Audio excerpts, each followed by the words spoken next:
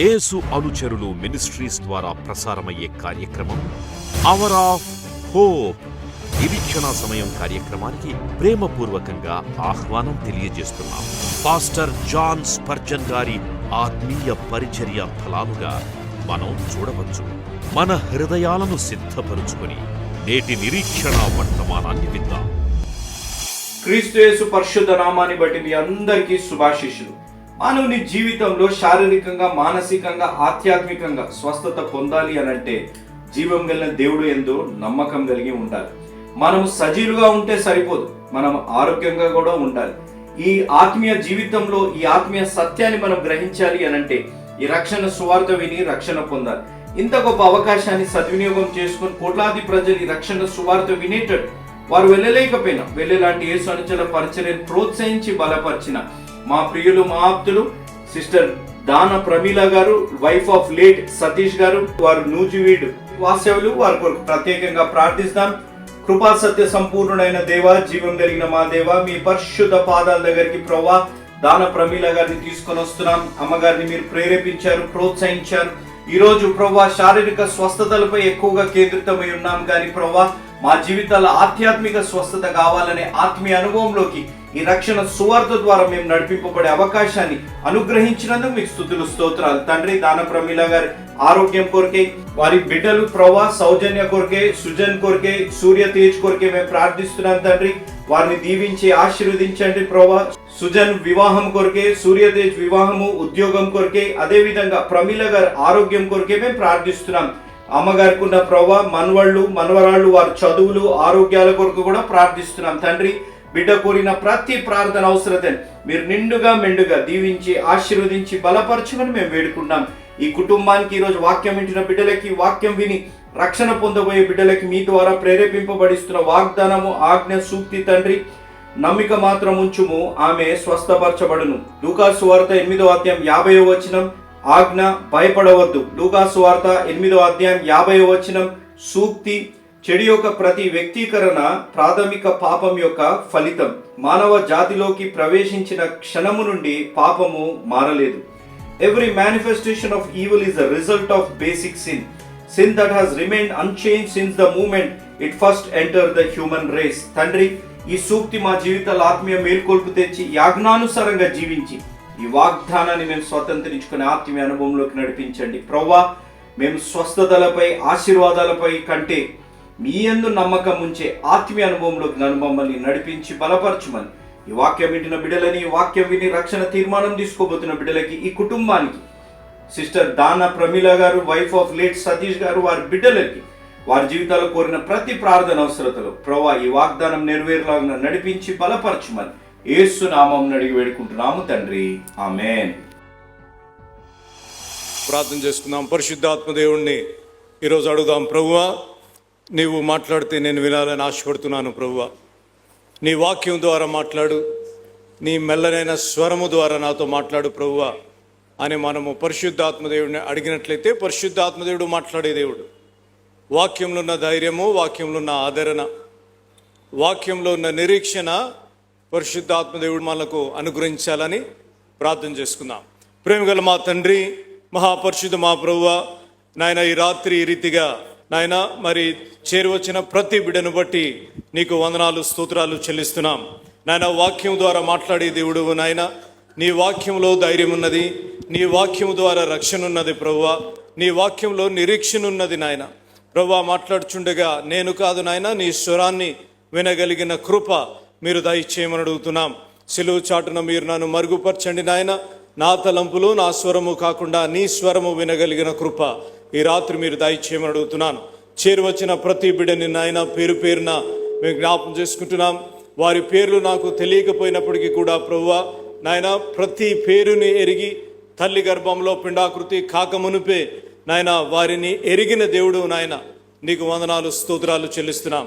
ఎన్ని కష్టాలు, ఎన్ని నష్టాలు, ఎన్ని ఇరుకులు, ఎన్ని ఇబ్బందులు ఉన్నప్పటికీ కూడా ప్రభువా ప్రతి కష్టాన్ని, నష్టాన్ని, ఇరుకుని, ఇబ్బందిని నీ కృప ద్వారా నీలో ఎదుర్కొని ముందుకు సాగే కృపను మీరు దయచేసినందుకు నీకు వందనాలు, స్తోత్రాలు చెల్లిస్తున్నాం. మరొకసారి నాయన, నన్ను మమ్మల్ని నీ కృపా హస్తాల్లో పెడుతూ నీ కుమారుడు మా రక్షకుడైన యేసు ప్రభుల వారి అతి శ్రేష్టమైన నామంలో అడిగి వేడుకుంటున్నాను తండ్రి, ఆమేన్. మరి ప్రత్యేకంగా ఈ సమయంలో నాన్నగారు జోషన్న గారు జోషి గారు స్థాపించిన యేసు అనుచరుల పక్షంగా మీ అందరికీ ఆ శుభములు పలుకుతున్నాను.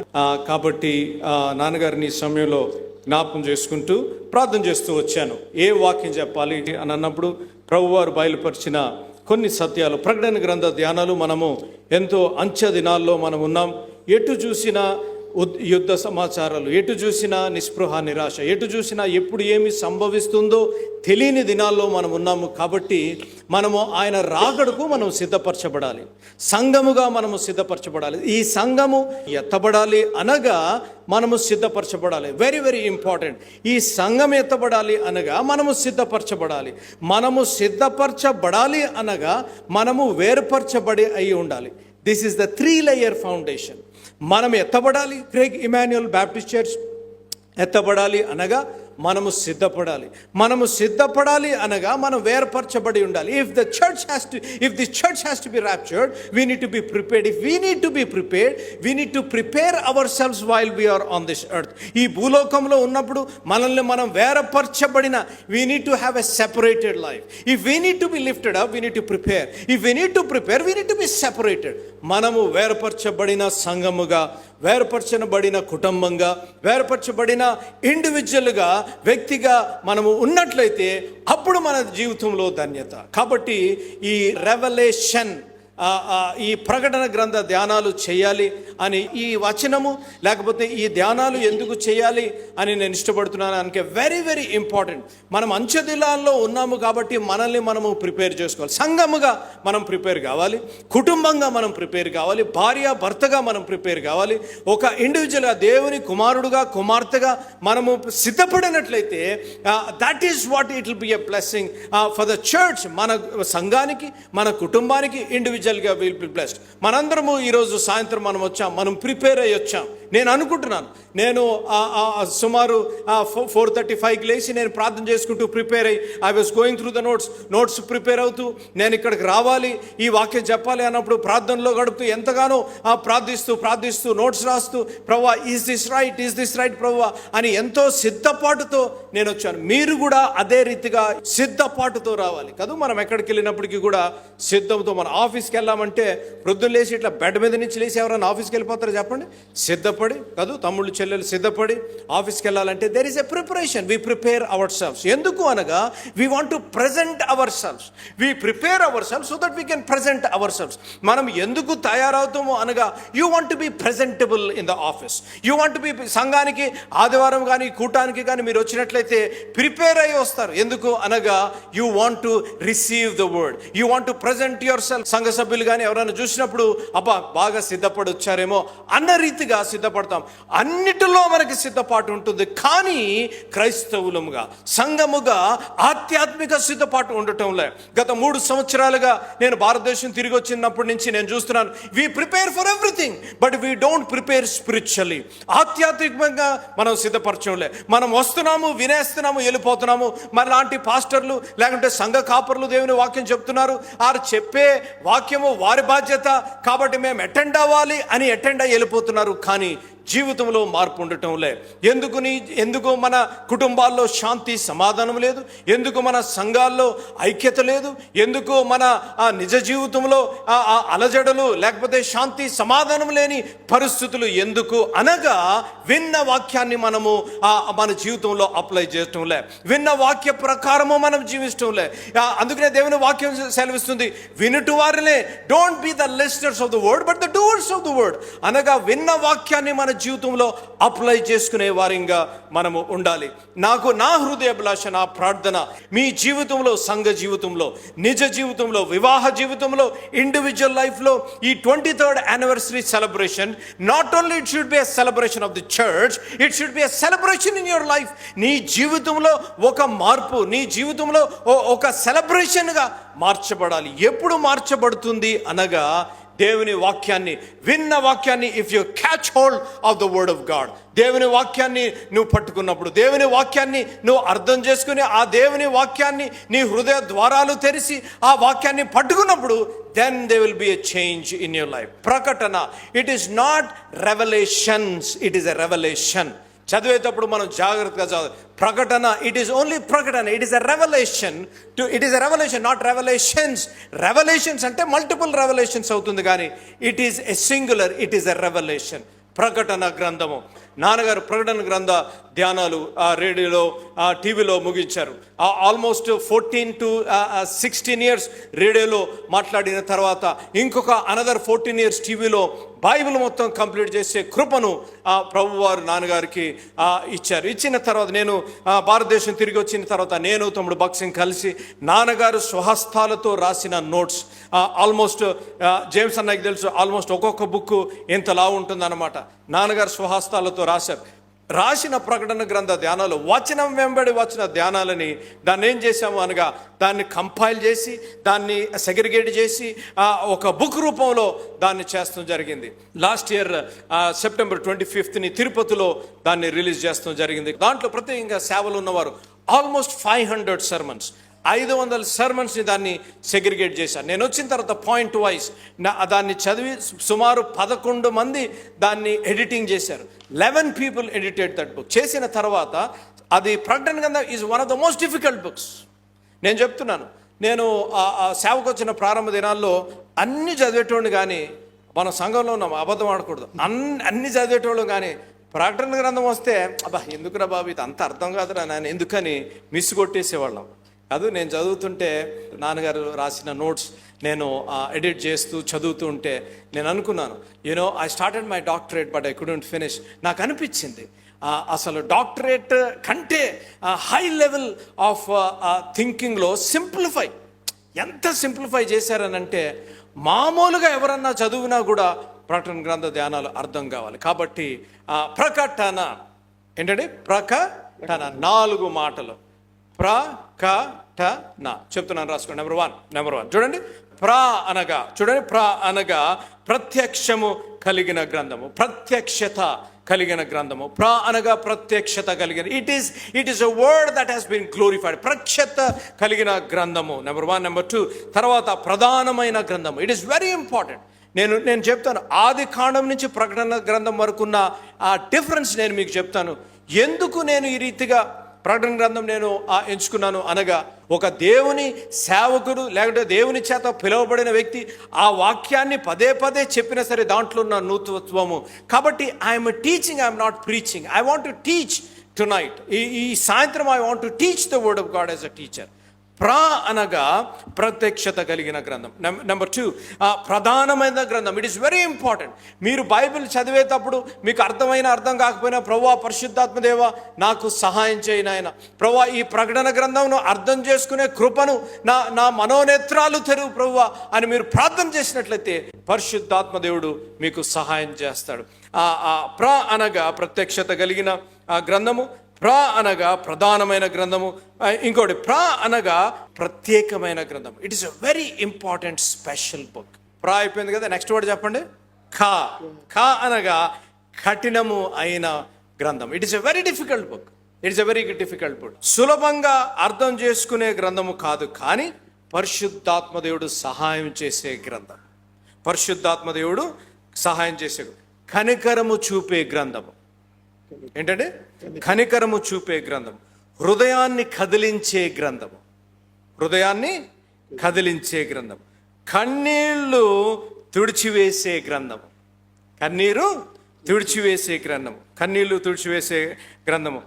కనులను తెరిపించే గ్రంథం. మీరు చూడండి, మీరు చదవండి తర్వాత. కన్నీరు తుడిచే గ్రంథము, కనులను తెరిచే గ్రంథం. It is a book that wipe the tears. It is a book that open the spiritual eyes. కన్నులను తెరిచే గ్రంథము. రైట్, ఎన్ని చెప్పాను? నెక్స్ట్ వర్డ్ చెప్పండి. అయింది. ఇక్కడ మనం చూసినట్లయితే యోహాను గారు ఈ ప్రకటన గ్రంథము రాసినప్పుడు ఎక్కడున్నారు? అక్కడ ఉన్నప్పుడు ఆయన ఏం చేశారు అనగా, హిస్ ఫోకస్ జాగ్రత్త వినాలి, ఆయన దృష్టి అంతా 7 సంఘాలపై ఉంది. ఎక్కడుందమ్మా? 7 సంఘాలపై ఉంది. 7 సంఘాలపై ఉన్న దృష్టిని దేవుడు ఏం చేశాడు అనగా ప్రభువారు he turn his focus towards himself. Number 3, టా అనగా టర్నింగ్. టా అనగా టర్నింగ్. 7 సంఘాలపై ఉన్న దృష్టిని God turned his focus to himself. God turned his focus to himself. టా అనగా టర్నింగ్, తన వైపు మరలించిన గ్రంథం. ప్రభు వైపు మరలించిన గ్రంథం, తన వైపు మరలించిన గ్రంథము. ప్రాకట. నెక్స్ట్ చెప్పండి, లాస్ట్ చెప్పండి. నా అనగా చూడండి, నా అనగా నా కోసము, లేకపోతే నా అనగా నమ్మి తీరవలసిన గ్రంథము. ఏంటండి? నమ్మి, ఇంకా మీకు అసలు ఛాన్స్ లేదు, అంతే, నమ్మవలసిందే. ప్రకటన గ్రంథంలో చెప్పబడిన ప్రవచనాలు, ప్రకటన గ్రంథంలో చేయవలసిన ఇప్పుడు నేను చెప్పబోయే 7 ధన్యతలు మీరు నమ్మి తీరవలసిందే. ఇంకా దాంట్లో మీకు ఛాన్స్ లేదన్నమాట. నమ్మకమైన గ్రంథము, నమ్మకమైన గ్రంథం. It is a faithful book. నమ్మి తీరవలసిన గ్రంథము, నమ్మకమైన గ్రంథము. నమ్మకపోతే శిక్ష కలిగే గ్రంథము. చూసారా? నమ్మకపోతే శిక్ష కలిగే గ్రంథము. కాబట్టి ఈ గ్రంథాన్ని మనము ధ్యానించబోతున్నాము. నమ్మిన వారికి ధన్యత కలిగే గ్రంథము. Those who believe this book will be blessed. నమ్మిన వారికి ధన్యత అనుగ్రహించే గ్రంథము, లేకపోతే చెప్పే గ్రంథం. చూడండి రెఫరెన్స్, ద్వితీయోపదేశకాండం 29వ అధ్యాయం, the book of Deuteronomy chapter 29 verse 29. ద్వితీయోపదేశకాండము 29వ అధ్యాయం 29వ. రహస్యములు మన దేవుడైన యెహోవాకు చెందును. అయితే మనము ఈ ధర్మశాస్త్ర వాక్యములన్నిటినీ అనుసరించి నడుచుకున్నట్లు బయలుపరచబడినవి ఎల్లప్పుడూ మనవియు మన సంతతి వారివియు యగునని చెప్పుదును. అది ఏంటంట? బయలుపరచబడిన వారివి ఎవరివంట? మనవియు మన సంతతి వారియు నగునని. The things that has been revealed in this book of Revelation belongs to us and the future generation. Church, listen to me very carefully. ఈ రెవల్యూషన్ బుక్ లో బయలుపరచబడిన ప్రవచనాలు, బయలుపరచబడిన ధన్యతలు, మీరు ఈ వాక్యమును వింటుండగా these blessings are revealed so that it can be a blessing to you and to the future generations. అనగా బయలుపరచబడిన ఈ దేవుని వాక్యము, బయలుపరచబడిన దేవుని ప్రవచనాలు, బయలుపరచబడిన ధన్యతలు మనకు, మన రాబోయే తరాలకు దీవెనకరంగా ఉంటాయి అని ద్వితీయోపదేశకాండంలో in the book of Deuteronomy we can see. కాబట్టి మనము ఈ ప్రకటన, ఈ గ్రంథాన్ని మనం అర్థం చేసుకోవాలి.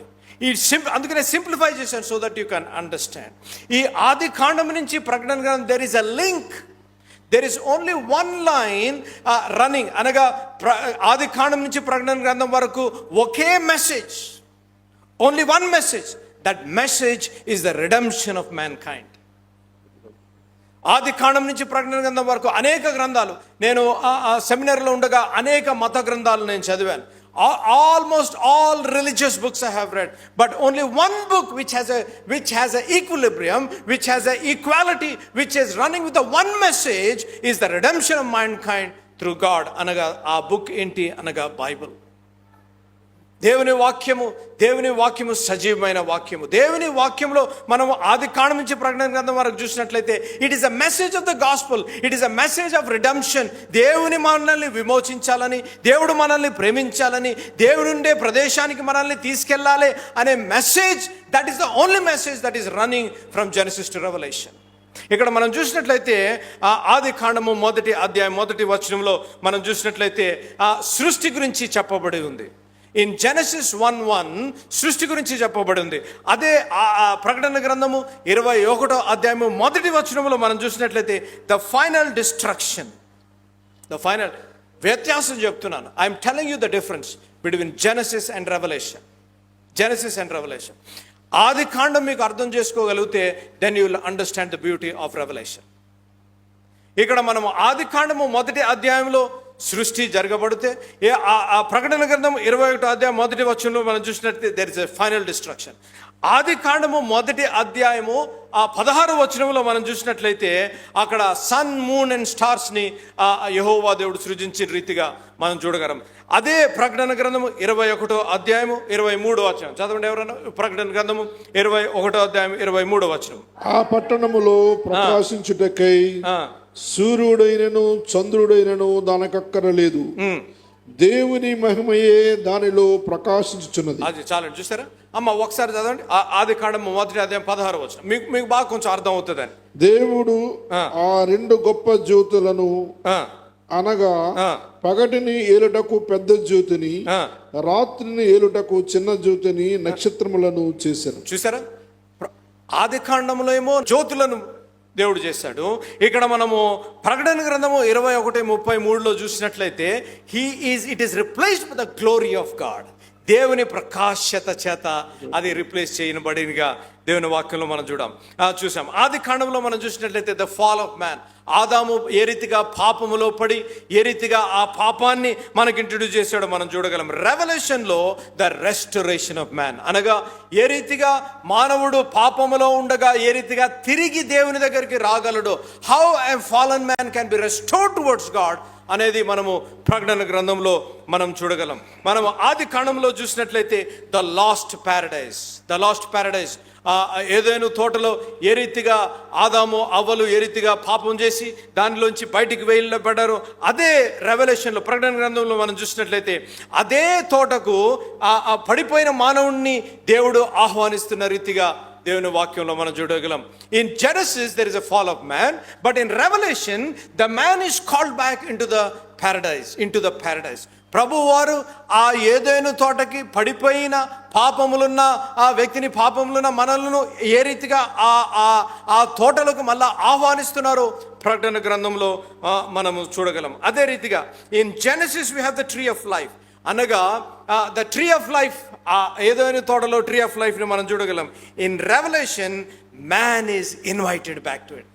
ప్రకటన ఆది కాండంలో ఆ ట్రీ ఆఫ్ లైఫ్ దగ్గరికి రాకూడదు, ఆ ట్రీ ఆఫ్ లైఫ్ ఏదైతే తినకూడదని చెప్పారో, మరి ప్రకటన గ్రంథంలో you are invited back to the tree of life. In Genesis we see the entrance of sin. ఆది కాండంలో మనము పాపము ప్రవేశపెట్టుట మనం చూసాం. మరి ప్రకటన గ్రంథంలో we learn the time where there will be no more sin. ప్రకటన గ్రంథం చదవండి, అక్కడ పాపం ఉండదు. ఆ మానవుడు పాపము చేసుట ద్వారా మరణాన్ని తీసుకొచ్చాడు. ప్రకటన గ్రంథంలో there is no more death. ఆది కాండంలో the first woman, the first bride, she became the help made for Adam, అనగా ఆదామునకు సహాయముగా, ఆదామునకు ఒక హెల్ప్ మేట్గా స్త్రీని సృజించిన రీతిగా మనం ఆది కాండంలో చూడగలం. In revolution we see the bride of Christ, the New Testament church. అది నా హృదయాభిలాష. Church should be the bride of Christ and she should become the wife and share with him in his eternal glory. దేవుని నామానికి స్తోత్రం కలుగునుగా. నా హృదయాభిలాష, the New Testament church should be the bride of Christ, and that should be lifted up for the glory of God. Ani na hrudayabhilasha. God's work of redemption began with the first Adam, and his redemption will have its consummation with the last Adam, Jesus Christ. మొదటి ఆదాము ఏ రీతిగా అయితే పాపములో పడిపోయి ఏ రీతిగా అయితే పాపము, మరణము, నిస్పృహ, నిరాశ వచ్చిందో, ద లాస్ట్ ఆడమ్ యేసు ప్రభు వారు ప్రకటన గ్రంథంలో హీస్ రెస్టోరింగ్ ఎవ్రీథింగ్ బ్యాక్. ఏ రీతిగా ప్రకటన గ్రంథం వచ్చింది? How did we get Revelation? జాగ్రత్త. ఏ రీతిగా ప్రకటన గ్రంథం వచ్చింది? తండ్రి అయిన దేవుడు, జాగ్రత్త వినాలి, వెరీ వెరీ ఇంపార్టెంట్. తండ్రి అయిన దేవుడు, ద ఫాదర్, తండ్రి అయిన దేవుడు gave the revelation to his son. తండ్రి అయిన దేవుడు కుమారుడు అయిన యేసు ప్రభుకి ఆయన ఇచ్చిన రీతిగా దేవుని వాక్యంలో మనం చూడగలం. చూడండి ప్రకటన గ్రంథము 1వ అధ్యాయము 1వ వచనం.